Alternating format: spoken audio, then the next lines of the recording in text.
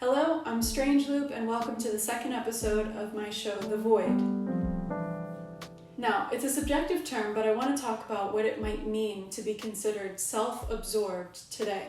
The past 10 years have cemented social media in many of our lives, and while it can and is used as a tool for so many different purposes, by design, it's like a reflecting pool that encourages people to think about themselves more than they might without it. And I'm not anti-social media.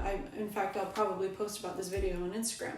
But I do think that technology has heightened the individualism of Western culture even higher than it was. And it's big business. I mean, we all know about how everything we click online is used as a way to cater to us and sell things to us specifically as individuals. And sometimes this hyper-individualism makes me feel like I can't get away from myself, and like it's easy and even encouraged for me to be self-absorbed. So let's just talk about the term itself for a second. There's a whole host of similar terms to self-absorbed that all have wildly negative connotations, like self-centered, self-important, self-involved, self-indulgent, and the old classic, selfish. On the other hand, we have some high-praise self-hyphen words like self-sufficient, self-reliant, self-made, and self-starter. I can see how a self-reliant person might cross a line and become self-absorbed because their autonomy, which you might consider a healthy effect of individualism, gets clouded by their ego or vanity. So where is that line? How do we know when we're inching toward the danger zone of where it might be for us specifically, and how do we trust ourselves with knowing where it is?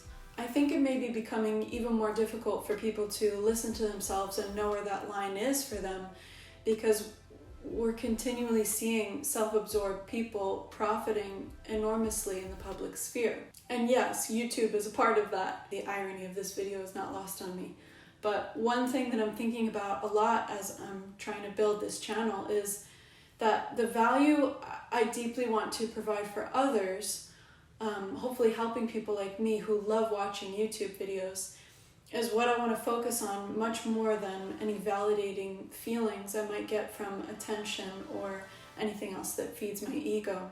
I want to deeply know myself, my thoughts, emotions, innermost desires, which is what therapy and reading and meditation can do. But it's essential to remind myself that this quest teaches me how to better serve others. And that may be where that line is for me when people cross into being self-absorbed. That a person who exhibits self-absorbed behavior completely forgets the importance of serving others. I called this show The Void because it's like I'm throwing out into the void that is the internet thoughts and emotions that come from what feels like a void in here, like grabbing onto air and trying to examine it. But my hope is that in doing this, it actually changes and it doesn't feel like a void anymore. It feels like a shared space with you. But enough about me. I'm being a little self-absorbed. What are your thoughts on all of this? What does being self-absorbed mean to you, or any of the other terms I mentioned? What's your attitude on it? I would love to hear from you in the comments below. Please consider a like and subscribe. I'm Strange Loop, and I'll see you next time.